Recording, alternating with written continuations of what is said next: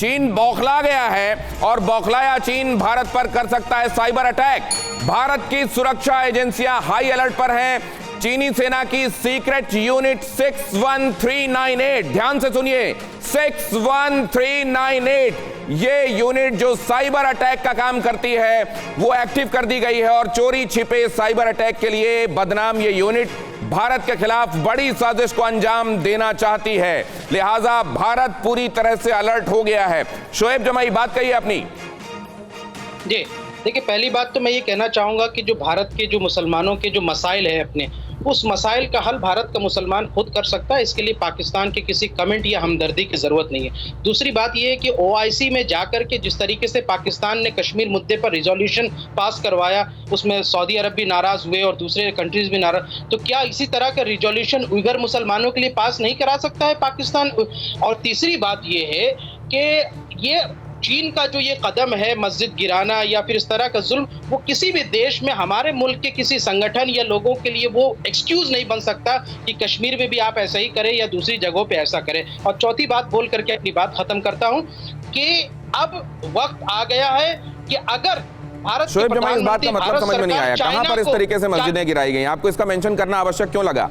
क्या आपको हिंदुस्तान में, इसीलिए मैं कहता हूं कि हिंदुस्तान में जो लोग शिकायत करते हैं उनको देखना चाहिए बाकी दुनिया में क्या चल रहा है, और कम से कम इस बात का शुक्र करना चाहिए कि हमारे यहाँ गुड सेंस इतना प्रिवेल करता है और इतनी सद्बुद्धि हम सब लोगों में है कि हम ऐसा कभी नहीं करते। इसका मेंशन ही नहीं करना चाहिए आपको शोएब जमाई।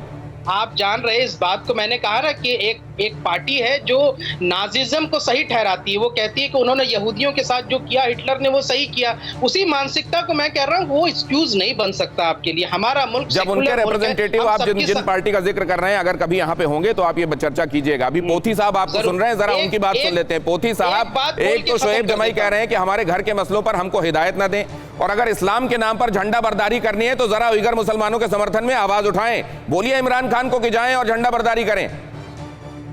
देखिए दिनेश, जो इस प्रोग्राम के अर्लियर में जो बात कह रहा था वो भी आपकी खबर ने सच साबित कर दी है। देखिए, आपका जो साइज है ना आपके मुल्क का, वो चाइना के बराबर है। पाकिस्तान एक छोटा सा मुल्क था जिसने पिछले 70 साल आपके साथ मुकाबला किया और आपके साथ मुकाबले में रहा। अब वक्त आ गया है हिंदुस्तान का कि जो उसके साइज के मुताबिक मुल्क है चाइना, जब अगर वो हिंदुस्तान के इलाके में या कश्मीर के इलाके में आ गया हुआ है तो हिंदुस्तान की फौजों को चाहिए उसे डिफेंड करें। अच्छा, फिर दूसरी बात यह है कि अभी आपका मीडिया तो ये बता रहा है से टालते हैं सर आप लोग। आपको उइगर मुसलमानों के लिए कोई दर्द नहीं है सर। मैं बार बार उइगर मुसलमानों के संदर्भ में सवाल पूछता हूं, आप आम पूछे जाने पर इमली बताते हैं, क्योंकि इसी में आप लोगों को लगता है कि आप लोगों के लिए आप महफूज रहेंगे। न्यूज़ टॉप 9 रोज सुबह 7 बजे और शाम 7 बजे सिर्फ TV9 भारतवर्ष पर।